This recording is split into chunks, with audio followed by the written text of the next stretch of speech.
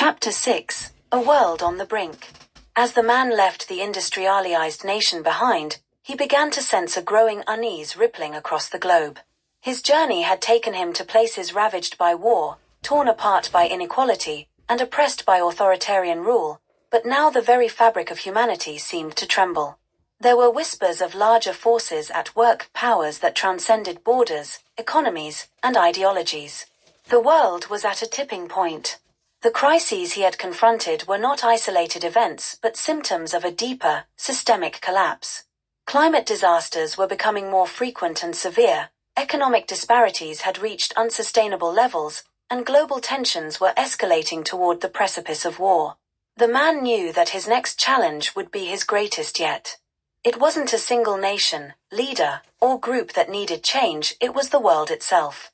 He began by traveling to the heart of global diplomacy, a sprawling city that served as the headquarters for an international coalition of nations. The coalition was meant to represent the unity of humanity, a place where leaders from across the world gathered to address shared challenges.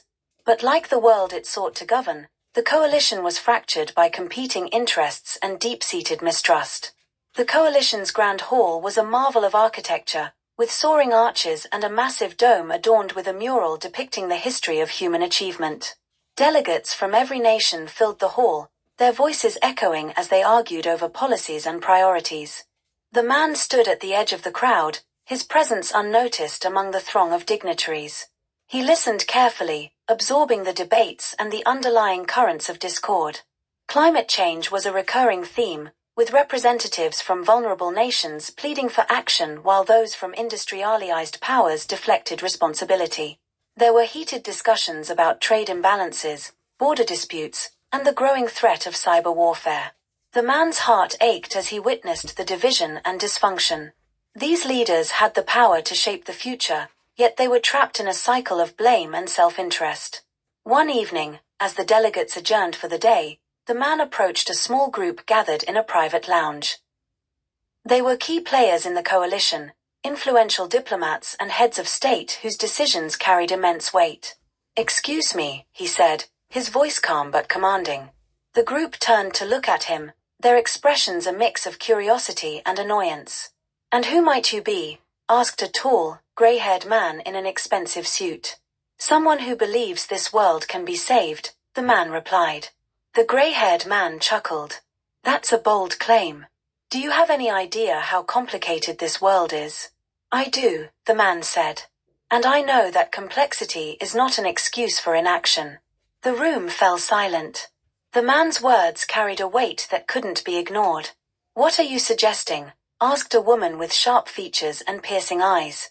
"I'm suggesting that you stop seeing each other as rivals and start seeing each other as partners," the man said.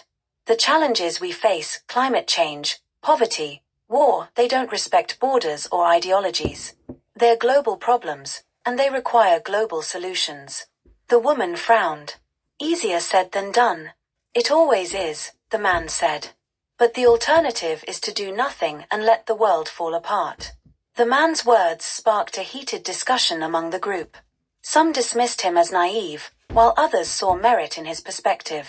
But as the conversation unfolded, the man began to use his power of autosuggestion, subtly influencing their thoughts and feelings. To the gray-haired man, he planted a seed of empathy, reminding him of the lives that would be lost if action wasn't taken. To the sharp-featured woman, he kindled a sense of urgency, showing her the consequences of delay. And to the others, he offered a vision of hope, a world where humanity overcame its differences and worked together for the greater good.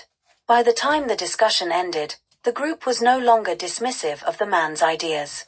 They agreed to raise his concerns at the next coalition meeting, a small but significant step toward change. The coalition meeting was unlike any the man had attended before. Leaders from every nation were present, their faces grim as they prepared to discuss the crises that loomed over them. The man had been granted a rare opportunity to address the assembly, thanks to the influence of the group he had spoken to the night before. As he stepped onto the stage, the hall fell silent. Thousands of eyes turned to him, their expressions ranging from skepticism to curiosity. "I stand before you today not as a representative of any nation, but as a citizen of this world," the man began. A world that is crying out for change. He paused, letting his words sink in. We face challenges that threaten our very existence. A planet that is warming, economies that are breaking, conflicts that are escalating. And yet, we stand divided, clinging to our own interests while the world burns around us. His voice grew stronger as he continued. We have the power to change this. We have the knowledge, the resources, and the creativity to build a better future. But only if we work together. The man's words resonated deeply, amplified by his power of autosuggestion. He spoke of shared responsibility, of the need to set aside differences and focus on common goals. He painted a vivid picture of what could be achieved if humanity united, a world where renewable energy replaced fossil fuels, where technology was used to uplift rather than exploit, where peace was not just an ideal but a reality. As the man concluded his speech, the hall erupted in applause. For the first time in years, the coalition's delegates felt a glimmer of hope. But the man knew that words alone would not be enough. Change required action, and action required courage. He spent the following weeks working tirelessly with the coalition, helping them draft agreements and strategies to address the most pressing issues. He used his powers sparingly, guiding discussions and resolving conflicts without drawing attention to his abilities. His efforts bore fruit. The coalition adopted a landmark resolution to transition to renewable energy within a decade, with wealthy nations pledging to support those most affected by climate change. Trade policies were restructured to reduce inequality, and a global peace initiative was launched to mediate ongoing conflicts. The man's work with the coalition marked a turning point in his journey. He had seen firsthand the power of collective action and the potential for humanity to rise above its divisions. But he also knew that the road ahead would be long and fraught with challenges. As he left the coalition's headquarters, he allowed himself a moment of quiet reflection. The world was far from saved, but it was moving in the right direction. And for the man with no name, that was enough to keep going. Chapter 7. The Resistance.